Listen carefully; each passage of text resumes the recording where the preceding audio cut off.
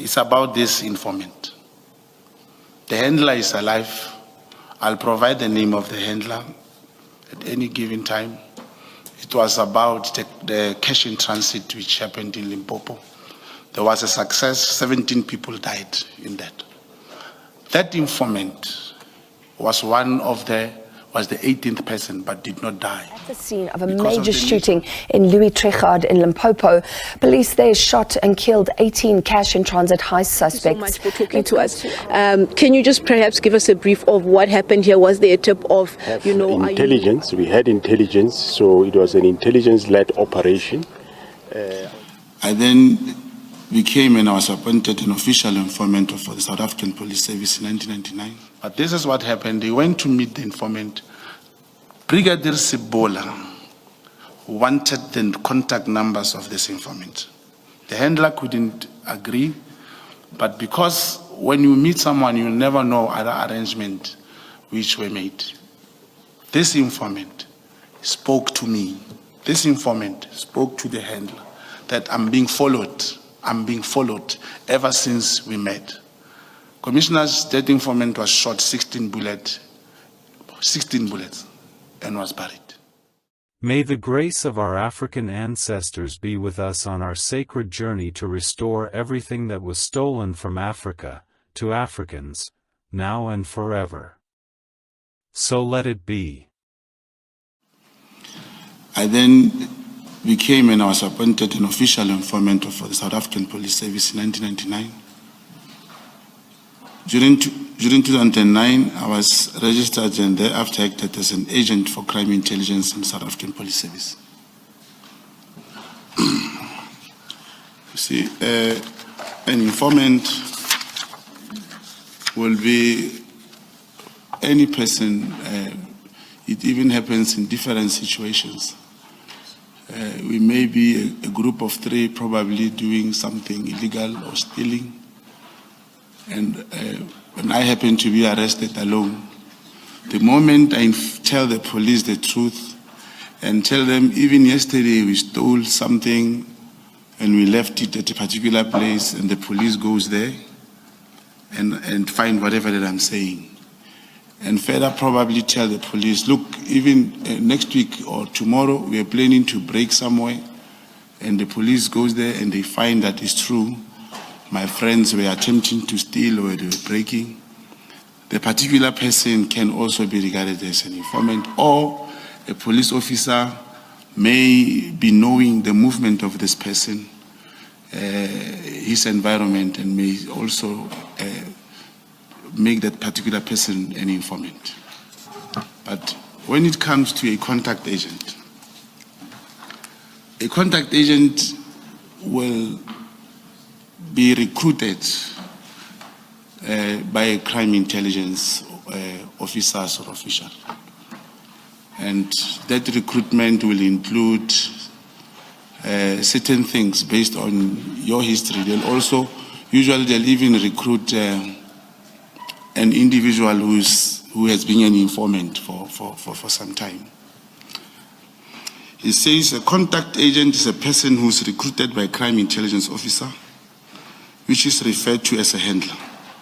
A contact agent is expected to establish a network of sources and informants in order to execute the task, and the handler would from time to time assign to the contact agent in the field.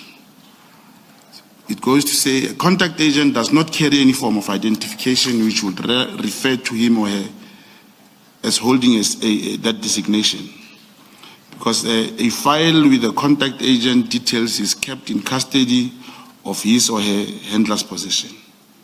Now, all payments for services rendered by a contact agent and disbursement incurred in the execution of his or her duties as a contact agent are paid in cash by the handler after having completed the necessary paperwork. And usually, a handler would recruit the contact agent with the knowledge that the contact agent has been informant for South African Police Services proceeding his or her recruitment. And it further says, a contact agent can thus be described as a person who acts as a link between an intelligence service and informant or undercover operative He or she passes information, instruction, or resources between the two while protecting the identities of those involved.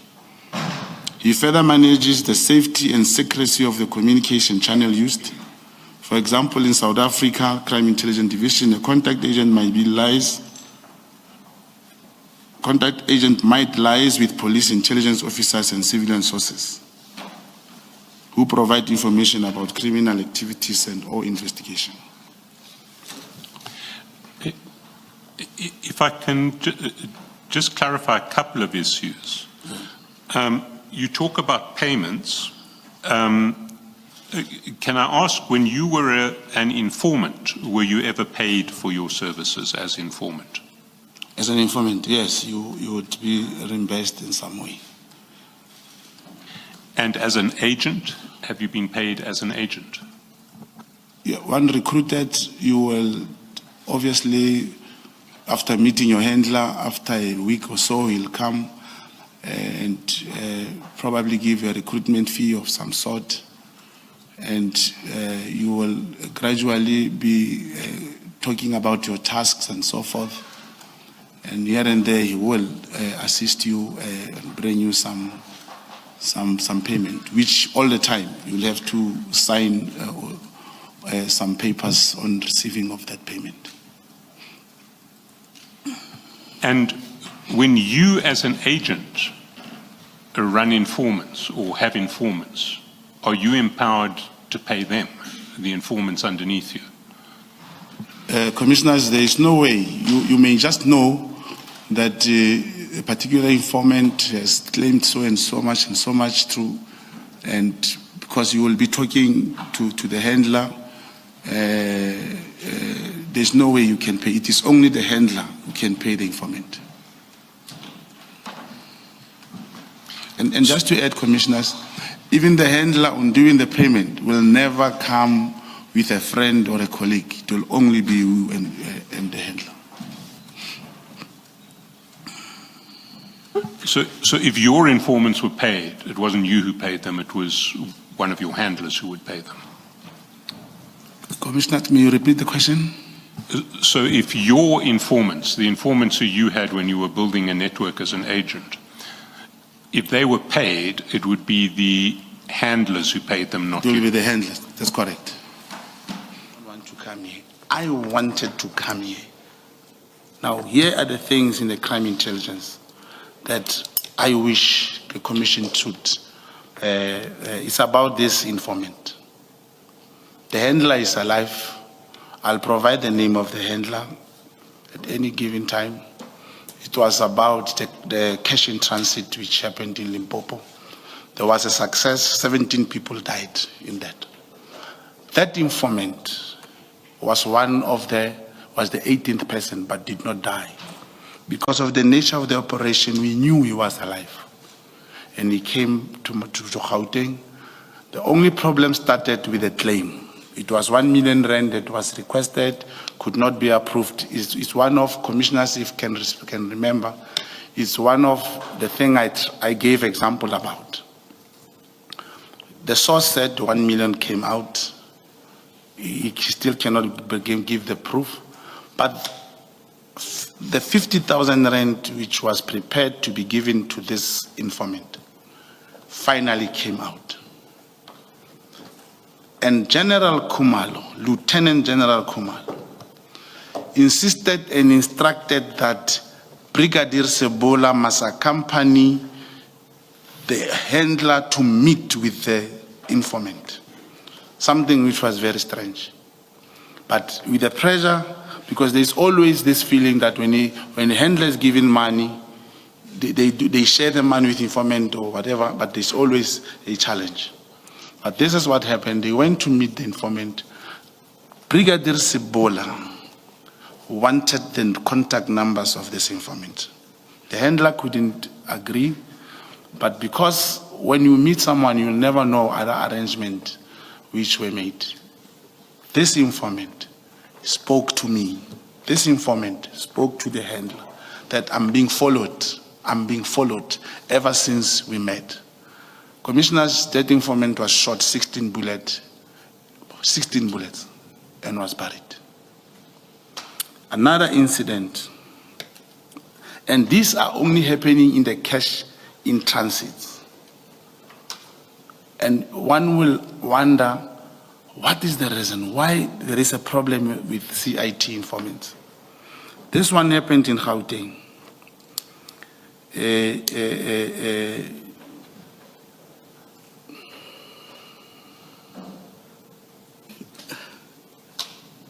Mr. Shaft, is that still an answer to your question? I think, Mr. Mogotsi, we should possibly canvass these issues separately on the basis of a separate statement, because if there is detail that requires investigation, I think that we should do that before we canvass it in open commission.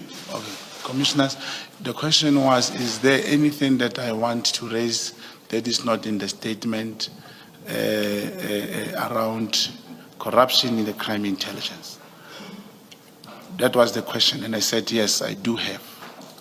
No, I did ask that question, okay. But I think it would be better for us to canvass it. If you're going to give specific allegations, then I think we need to canvass them, investigate them, and we can do that. But I want to... Sorry, Mr. Chairperson, may I just... and I accept the way you're going to proceed, and I think that's a correct way to do it. But I would like to raise this. You are mentioning names. You've mentioned Sibula. That's correct. Are you accusing him of anything? And I think in fairness to him, on this very public platform, you should say what it is you're accusing him of, and you have the facts to back it up. Because if you don't have the facts, and if you're not accusing him of anything, you need to say it. I'm not accusing him of anything.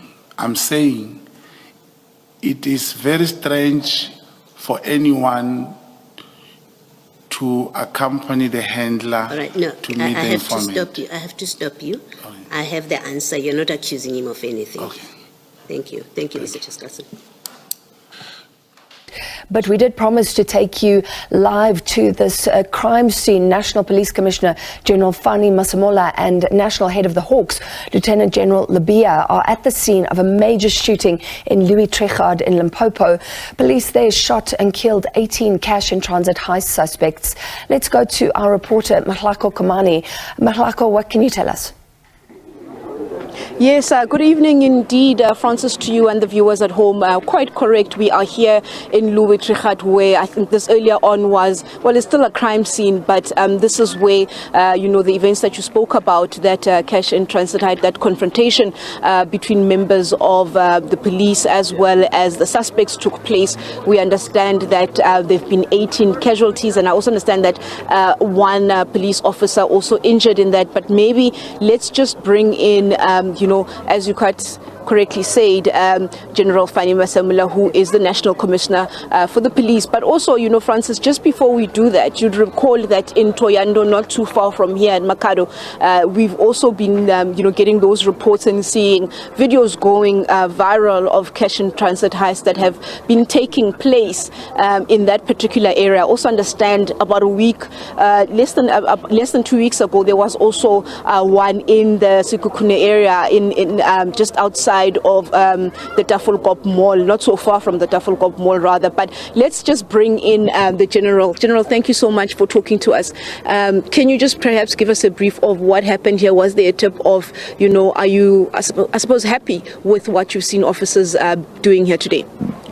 Thanks, Mahlaku and your viewers.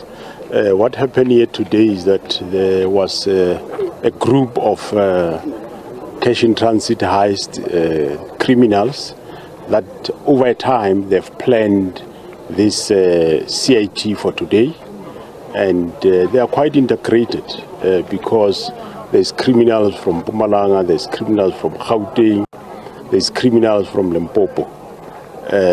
So they planned to do a cash heist, and we have intelligence, we had intelligence, so it was an intelligence-led operation. Our intention was to arrest them before they go out to commit the crime, because this is a safe house, the second house from here. They were housed with the palm trees, so that's where they were doing all the plannings, where the planning was happening. So the police members approached the house with a view to arrest them, and in the process they shot at the police. The shooting lasted for about 90 minutes from the house they were shooting. Even the house opposite on the street has been shot. So in the engagement, 18 of them were shot dead, and one police officer has been injured very seriously. He has been taken for medical treatment. So that's how this operation was. Members of SAPS that were involved is the DPCI, various components of the DPCI, and your crime intelligence, your TRT, your special task force. They were part of this operation for quite some days. And how long have they been tracking these criminals? Because I did hear you saying that the intention was to apprehend them before they could go out and commit those CITs. The investigation obviously comes a long way, as far as you can say January, but the tracking was for more than 3 days, where they have been tracked. They brought a lot of firearms. Amongst them there's 16 men, 2 women, a lot of firearms. But as the crime scene experts comb the scene, we'll be able to know exactly how many firearms are there. But we have seen that there's firearms outside. I saw one guy lying with a firearm still there. So there were also primed explosive that was ready to be used because they wanted to hit one of the cash depots in the province of Limpopo. So that's how determined they were. The house apparently belongs to a Zimbabwean that married locally, that is staying here. So those are the details. And would you say, you're winning the war against these CITs? We have been seeing quite a lot of them happening within, this municipality as well as in the Vembe region as well. Yeah, we still hunting those that have done the CIT and caused the roads to be closed for 10 hours in the Eastern Cape. We are on track. We know who we are looking for. Soon we'll also round them off. But with this breakthrough, I think we have done a dent, and we'll carry on looking for others. Also, there is a second crime scene, which is at Twando, which I forgot to say. There's a safe house in Twando, which while we're busy here, some members attended to the safe house in Twando, where we arrested 4 suspects, and also 4 vehicles were found at the scene. The plan was, whatever they have done, when they've taken cash, they'll go to the second safe house, and there they will then transport the money through to other provinces. And unfortunately, they were going to use an ambulance to transport the money. Do you have an idea where this money was being channeled to? You talk about how they're transporting it, they're moving it out of this province to other provinces. They will be moving it to Gauteng with an ambulance. And normally, an ambulance with red lights and sirens always is given free right of way. But that's what they use it for. And just one last question for clarity. You spoke about 2 females and 14 males. Were they also part of the males. 16 males and 2 females? So were they also part of this gang or these suspects? That will still establish. We don't know. But they were part of the fight, the war that was coming from that house. As I said, this shooting lasted for 90 minutes. So it was a real war. So I'd like to thank the members of the SAPS for the dedication they've done. We are not without casualties, as I said. One member was seriously injured, his leg. He has been taken to theater. Currently they see what they can do.